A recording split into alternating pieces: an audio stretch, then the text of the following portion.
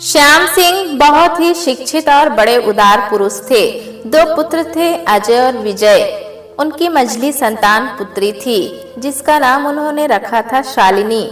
पति पत्नी ने लाडली बेटी को बेटे और बेटी में बिना किसी भेदभाव के शालिनी को खूब पढ़ा लिखा कर शिक्षित और काबिल बनाया। धीरे धीरे वो सयानी और विवाह योग्य हो गई। भदौरिया जी और उनकी धर्मपत्नी शांता देवी को रात दिन उसके ब्याह की फिक्र सताने लगी। घर वर तलाशते तलाशते श्याम बाबू काफी परेशान हो उठे, पर उनकी सारी भागदौड़ व्यर्थ गई। काफी प्रयास करने पर भी बात कहीं नहीं बनी। वो बार बार यही सोचते कि बेटी अब बड़ी हो गई है, आहिस्ता आहिस्ता मेरे रिटायरमेंट का समय भी निकट आता जा रहा है। कहीं घर मिलता है तो ढंग का वर नहीं और वर मिलता है तो अच्छा घर नहीं। मैं क्या करूं, कहां जाऊं? जो भी जहां बताता है फौरन चले जाते हैं। ये सोचकर पति पत्नी चिंतित रहने लगे। साईगंज के जाने माने धनाशय जमींदार राघव तोमर का बड़ा बेटा विशाल एक नामी गिरामी कंपनी में कंप्यूटर इंजीनियर था। छोटा पुत्र विवेक अभी कॉलेज में पढ़ता था। तोमर जी बड़े ही विवेकशील और विद्वान पुरुष थे। उनकी आंखों में शील और चित्त में बड़ी उदारता थी। मुख कमल हमेशा खिला हुआ ही रहता था। माथे पर केसर का तिलक सुशोभित होता रहता। स्वभाव में गजब की कोमलता और हृदय में सत्यता थी।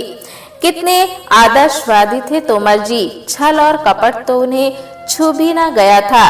बड़े परोपकारी और दयालु व्यक्ति थे तोमर जी। श्याम बाबू के एक बड़े ही घनिष्ठ मित्र थे बाबू उदयराज। उनकी सलाह से भदौरिया जी एक दिन लड़की की तलाश में तोमर जी के घर जा पहुंचे। वहां जाकर वो उनसे हाथ जोड़कर बोले, तोमर जी, मैं आपके पास बड़ी उम्मीद लेकर आया हूँ। आशा है आप हमें नाउम्मीद न करेंगे। मेरे पास एक बेटी है शालिनी, साइंस ग्रेजुएट और गृह कार्य में निपुण है। आपका घर संभाल लेगी।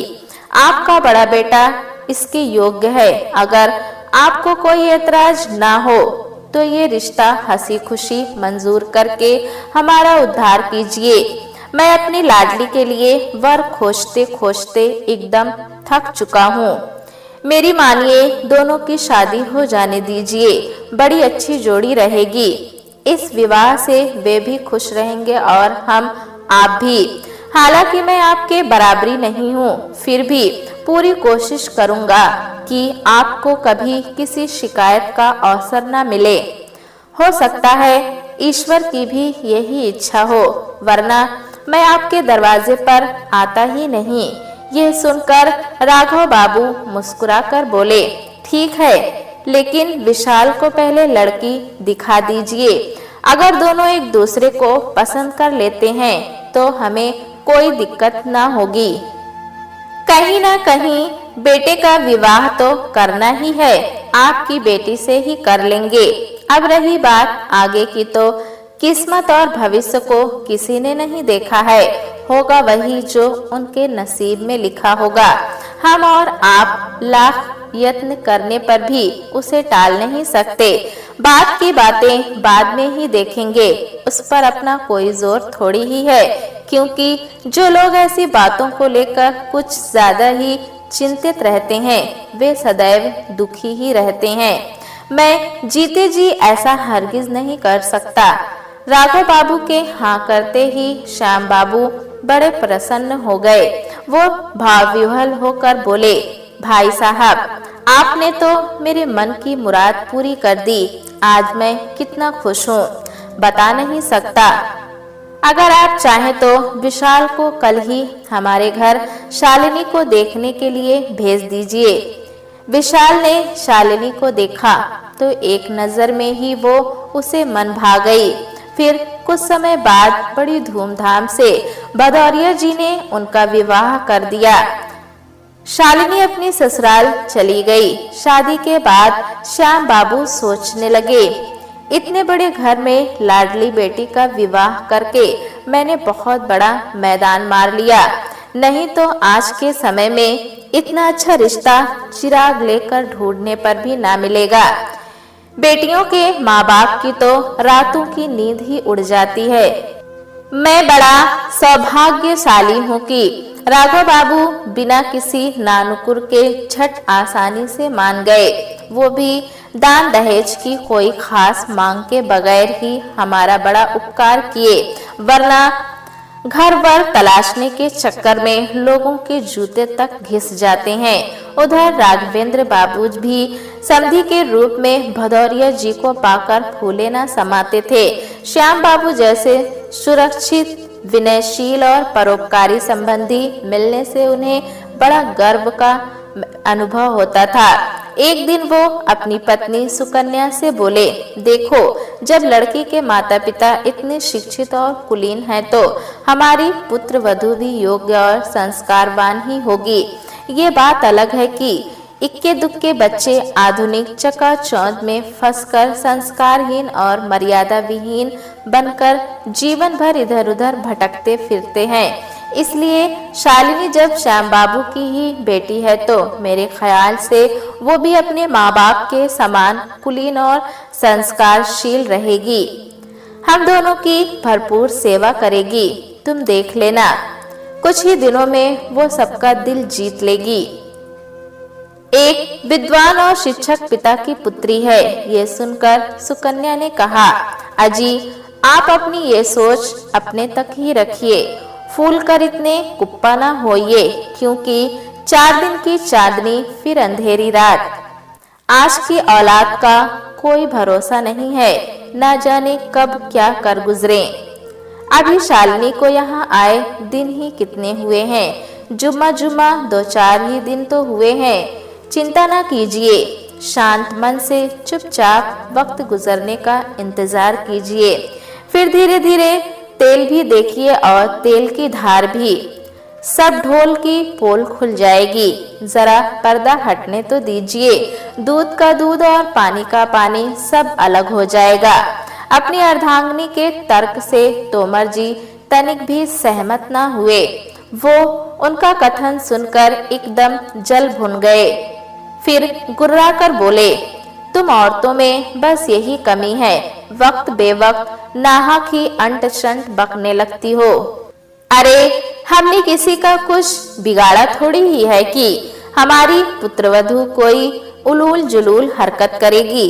अरे जरा सोचो, वो पढ़ी लिखी और समझदार भी है, तुम उसकी सासू हो, पर उस पर तुम्हें लेश मात्र भी यकीन नहीं। क्या मैं इसकी वजह जान सकता हूँ कि आखिर ऐसा क्यों? तब सुकन्या ने पति से बेझिझक कहा, सच मानिए, अति विश्वास कभी कभी टूट जाता है, क्योंकि दुनिया का ये दस्तूर है कि जिस पर अधिक भरोसा होता है वही सबसे बड़ा विश्वासघात भी करता है। फिर आज के बच्चों के क्या कहने। मैं तो बस इसलिए कह रही हूँ कि आगे चलकर कभी कुछ गड़बड़ होने पर आपको अचानक कोई सदमा ना पहुँचे। आप इतने भावुक ना बने, अपने दिल और दिमाग को दुरुस्त रखिए। आने वाले दिनों में भला बुरा सब झेलने के लिए सामर्थ्यवान बने रहिए। ये सुनते ही तोमर बाबू का माथा ठनकने लगा। वो अपनी पत्नी से कहने लगे, तुम ठीक कहती हो सुकन्या, ज्यादा भावुक व्यक्ति मुसीबत पड़ते ही बहुत जल्दी टूटकर बिखर जाता है। तनावग्रस्त होते ही मनुष्य की बुद्धि नष्ट हो जाती है, उसका विवेक मर जाता है, उसकी बुद्धि मानो घास चरने चली जाती है। एतवेव आइंदा से मैं बिल्कुल सामान्य जीवन ही जीने का प्रयास करूंगा। लेना एक न देना दो, अनायास झंझट पालने से क्या फायदा। आज तुमने मेरे मन की बात कहकर मेरी आंखें खोल दी। विशाल और शालिनी को विवाह बंधन में बंधे हुए आहिस्ता आहिस्ता 2 साल गुजर गए। कुछ दिनों तक तो सब कुछ ठीक ठाक चला। समय चक्र तीव्र गति से चलता रहा। शालिनी भी कुछ गिनी चुनी बहुओं की भांति सासू ससुर से मुंह मोड़ने लगी। वो तरह तरह के हथकंडे अपनाकर विशाल को उनके खिलाफ उस्काने लगी। एक दिन रात को शालिनी ने विशाल से कहा, चलिए कहीं अलग चलकर रहते हैं। यहाँ आए दिन रोज रोज की किचकिच से मेरा मन ऊब गया है। आपके माता पिता बात बात पर टोका टाकी करते रहते हैं। तब विशाल ने पूछा, क्यों, क्या हुआ है? आज तुम अचानक ये कैसी बहकी बहकी बातें कर रही हो? तुम्हारी तबीयत तो ठीक है ना? इस पर शालिनी मुंह बिचकाकर बोली, मेरी तबीयत को कुछ भी नहीं हुआ है, एकदम भली चंगी हूँ। लेकिन ये दोनों खूसट बुढ़े और बुढ़िया हर वक्त हाथ झाड़कर अनायास मेरे पीछे पड़े रहते हैं। इनकी तीमारदारी अब मुझसे हरगिज ना होगी। हमारे अभी मौज मस्ती करने के दिन हैं। इनके बंधन में रहना मेरे बस की बात नहीं। जब होता है तभी दोनों बारी बारी भाषण देने लगते हैं। कहते हैं, बेटी ऐसा करो वैसा करो, ऐसा ना करो वैसा ना करो, ये ठीक ना रहेगा, ऐसा करो। रात दिन इनका उपदेश सुनते सुनते मैं अब आजिज आ चुकी हूँ। मैं एक शिक्षित और आधुनिक युवती हूँ। अपना अच्छा बुरा सब भली भांति पहचानती हूँ। शालिनी की बात सुनते ही विशाल बड़े ताज्जुब में पड़ गया। वो कहने लगा, शालिनी, तुम जो कुछ कह रही हो, क्या तुम्हें पता है कि इसका नतीजा क्या निकलेगा? उन्होंने तुम्हें ऐसा क्या कह दिया कि उनके विरुद्ध तुम इतना जहर उगल रही हो? आज तुमने मुझे आहत कर दिया। जरा सोचो, मम्मी पापा दोनों अब वृद्ध और लाचार हो गए हैं। उम्र के इस पड़ाव पर उन्हें हम दोनों की काफी जरूरत है। उनकी सेवा करना हमारा फर्ज भी है। उन्हें बुढ़ापे में असहाय छोड़ देने पर लोग क्या कहेंगे? लोगों को छोड़ भी तो दो, हम अपनी ही नजर में गिर जाएंगे। यार दोस्त फप्तियां कसेंगे, वे हमारे मुंह पर थूकेंगे। इतने में शालिनी झल्ला उठी और कहने लगी, मैं लोगों की परवाह नहीं करती। उनका काम कहना है, कहते रहें। जब कोई हमारी फिक्र नहीं करता तो मैं किसी की क्यों फिक्र करूं? शालिनी की जिद दिन ब दिन बढ़ती गई। वो सबके साथ मिलजुल कर रहने को कतई राजी न थी। आखिर न चाहते हुए भी विशाल को पत्नी के आगे झुकना पड़ा। वो सारी व्यथा अपने बूढ़े माता पिता को बताने को मजबूर हो गया। विशाल की आप बीती सुनकर अपनी अर्धांगिनी सुकन्या से मशवरा लेकर राघव बाबू कहने लगे, कोई बात नहीं बेटे, आज सारी दुनिया का यही हाल है। बेटे बहू अपना कर्तव्य भूलकर बेबस और लाचार वृद्धों को दर दर की ठोकरें खाने के लिए त्याग दे रहे हैं। माँ बाप के जीवन भर की गाढ़े खून पसीने की कमाई हथियार कर स्वेच्छाचारी बनते जा रहे हैं। इसलिए बहू की जब यही लालसा है तो उसके साथ तुम हमसे अलग जरूर रहो। हमारी बिल्कुल भी चिंता ना करो। कुछ दिन और बचे हैं बुढ़ापे के, जैसे तैसे वे भी रो गा कर कट जाएंगे। ये सुनकर विशाल थकुआ गया। वो कुछ बोल ना सका, मानो उसे काट मार दिया गया हो। बुझे मन से जब विशाल ने शालिनी को बताया कि अम्मा और बाबूजी मान गए हैं, पर एक बार फिर सोच लो, कहीं ऐसा ना हो कि इनसे अलग रहकर खुशी पाने की चाह में हमें दर दर की ठोकरें ही ना खानी पड़े। ये सुनकर शालिनी की खुशी का कोई ठिकाना ही ना रहा। वो हर्ष के मारे उछल पड़ी और बोली, सच? विशाल बोला, 100% सच। शालिनी फिर बोली, लेकिन एक बात और है, मुझे जमीन जायदाद में अपना हिस्सा भी चाहिए। उसे लिए बगैर मैं यहाँ से हरगिज न जाऊंगी। हमें अपना हक चाहिए। हक। ये सुनते ही सुकन्या देवी और तोमर बाबू की आंखों में आंसू आ गए। उनकी ये दशा विशाल से ना देखी गई। वो पछाड़ खाकर गिर पड़ा, पर तोमर जी मानो कलेजे पर पत्थर रख लिए। वो एक लंबी आह भरकर विशाल से बोले, जाओ बेटा, तुम लोग अब खुश रहो। बहू के आने के बाद हमें आज ये दिन भी देखना लिखा था। बेटे, नियति को यही मंजूर था, वरना भरा पूरा घर है, कहीं कोई भी कमी नहीं। मैं समझता था कि शालिनी बहू नहीं बल्कि हमारी बेटी है, फिर भी ना जाने क्यों वो हमें ठोकर मारकर हमसे मुंह मोड़ने पर ही तुली हुई है। तुम रोको मत, उसे मनमानी कर लेने दो, फिर देखना एक ना एक दिन उसे अकल जरूर आएगी। इधर उधर की ठोकर खाकर वो यहाँ लौट कर आएगी। तुम हमें छोड़ो, जाकर उसके साथ आराम से रहो। हम पर जो कुछ भी गुजरेगी रो पीट कर सहन कर लेंगे। इसके बाद विशाल ने दूसरे मोहल्ले में किराए पर एक मकान ले लिया और शालिनी के साथ वहीं रहने लगा। तोमर बाबू ने उसे 2-4 बर्तनों के सिवा अपनी तरफ से और कुछ भी दिया। विशाल और शालिनी अपने साथ बस दहेज में मिला हुआ सामान ही ले जा सके। शालिनी हिस्सा न मिलने पर छटपटा कर रह गई। हिस्से को लेकर पति पत्नी में कहासुनी बढ़ने लगी। धीरे धीरे उनमें इतनी अनबन हो गई कि शालिनी रूठकर एक रोज मायके चली गई। अपने माँ बाप के पास जाने के बाद शालिनी पुनः विशाल के पास वापस न आई। उसने विशाल से 2 टूक एकदम साफ साफ कह दिया कि कान खोलकर सुन लीजिए, जब तक मुझे अपना हिस्सा न मिलेगा तब तक कोई बात न बनेगी। पता चलने पर शालिनी के माता पिता ने उसे समझाने की बड़ी कोशिश की, पर वो न मानी, बस अपनी बात पर अड़ी रही। वो जरा भी टस से मस ना हुई।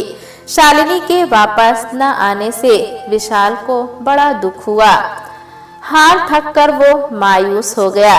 विशाल को उदास देखकर एक दिन तोमर जी ने उससे पूछा, विशाल क्या बात है, बहू अब तक पीहर में ही है क्यों? तब विशाल गर्दन झुकाकर बोला, पापा जी वो खेती बाड़ी में हिस्से की बात करती है, वरना वो कभी न आएगी। आप ही बताइए अब मैं क्या करूं? ये सुनकर राघव बाबू बोले, 20 बीघा खेत है, वो तुम्हारी माँ के नाम है, उसे मैं हरगिज न बेचूंगा। रही बात मकान की तो बिचौलिया बुलाकर दाम लगवा लो। 5 भाग में से जो तुम्हारे हिस्से में आए ले लो। 2 तुम हो और 2 हम हैं। 5वां भाग मेरे छोटे बेटे अनूप का रहेगा। ये सुनते ही विशाल के होश ही उड़ गए। उसका सिर चकराने लगा। बाबूजी क्षमा कीजिए, मुझसे अनजाने में बड़ी भूल हो गई। शालिनी आए या न आए इससे कोई फर्क नहीं पड़ता। मुझे आपसे कुछ भी नहीं चाहिए। वो मेरी जीवन संगनी नहीं बल्कि गृह विनाशक है। इसके बाद विशाल फिर कभी अपनी ससुराल ना गया। उसका कलेजा मानो पत्थर का हो गया। उसकी बेरुखी देखकर शालिनी तिलमिला उठी। दोनों ओर से समझौते का बड़ा प्रयास हुआ। मामला अदालत तक जा पहुंचा। जज महोदय ममता रानी एक सुघड़ और चतुर महिला थी। बड़ी समदर्शी और न्याय की मूर्ति थी। उन्होंने भी शालिनी को बहुत समझाने की भरपूर कोशिश की, पर शालिनी के अड़ियलपन के चलते सबकी उम्मीदों पर देखते ही देखते पानी फिर गया। जज के पूछने पर विशाल बोला, हम शालिनी को अपने साथ रखने को तैयार हैं, इसलिए कोई खर्चा ना दूंगा। काफी हुज्जत और गर्मा गर्म बहस के बाद विवश होकर ममता जी ने अपना फैसला सुना दिया। सामाजिक बंधन में बंधे विशाल और शालिनी कचहरी के फैसले से अलग अलग रहने को मजबूर हो गए। तभी तोमर बाबू फौरन जज के निकट चले गए। नेत्रों में अश्रुधारा लिए हुए वो उनकी ओर मुखातिब होकर तपाक से बोले, हुजूर, गुस्ताखी के लिए माफी चाहता हूँ। मैं इस स्त्री का अभागा ससुर हूँ। बहू के छूटने की खुशी में नहीं बल्कि इसलिए कि ये अब तक मेरे घर परिवार की एक खास सदस्य थी। मैं इसका ऋणी हूँ। अब ये हमसे अलग रहने जा रही है। मैं अपनी हस्ती के मुताबिक इसे ये 50,000 रुपए का बैंक ड्रॉप उपहार में देने का इच्छुक हूँ। इसे ये अपनी मर्जी से खर्च करने की हकदार है। ये अदालत के फैसले में भी लिख दिया जाए। अब शालिनी मेरी ओर से हर बंधन से मुक्त है। कभी कोई कमी महसूस होने पर मेरे पास किसी भी समय आ सकती है। मैं इसके पिता के समान हूँ, इसके लिए मेरे घर का दरवाजा हमेशा खुला रहेगा। ये कहकर राघव बाबू सबके सामने ही फफक कर रो पड़े और फिर सिर नीचे करके आंसू पोंछते हुए कमरे से बाहर आ गए। ये देखकर शालिनी का हृदय द्रवित हो उठा। उसका पाषाणवत कलेजा पिघल गया। वो आत्मग्लानि से भर गई। कलेजा कचोटने लगा। वो बड़ी आहत हो गई। तुरंत श्याम बाबू के कंधे पर सिर रखकर फूट फूट कर रोने लगी। उसे बड़ा अपराध बोध का एहसास हुआ। उसका अंतःस्थल कमजोर पड़ गया। भूल का एहसास होते ही वो बिलखते हुए राघव बाबू के चरणों पर गिर पड़ी और बोली, बाबूजी, मुझे आज अपनी करनी की सजा मिल गई। अपना ड्रॉप अपने पास ही रखिए। बस क्षमा दान देकर मेरा उद्धार कर दीजिए। आज मेरी आंखें खुल गई। उन पर अब तक पर्दा पड़ा हुआ था। ये सुनते ही राघव बाबू हंस पड़े और बोले, अरे पगली, तू तो मेरी लाडली है। मैंने तुमसे कहा था ना कि एक दिन ऐसा ही होगा। वो आज हो गया। हाँ, ये तो बता दो कि अब तो कोई गड़बड़ न होगी। शालिनी सिर झुकाकर बोली, बाबूजी, अब फिर कभी भूल कर भी नहीं। ज्ञान का उदय होते ही चिड़िया घोंसले में फिर चहचहाने लगी। तोमर जी की समझदारी से उनका घर उजड़ने से बच गया। ये देखकर श्याम बाबू की बूढ़ी आंखों में चमक आ गई। उनके नेत्रों से प्रसन्नता के आंसू छलकने लगे। वो राघव बाबू के गले लगकर बोले, क्या मुझे क्षमा नहीं करेंगे? भाई साहब, अब इसकी कोई जरूरत नहीं। आप हमारे भाई समान समधी जो ठहरे। प्यारे दोस्तों, कहानी कैसी लगी हमें कमेंट में जरूर बताएं। चैनल पे नए हैं तो एक लाइक और सब्सक्राइब जरूर करें।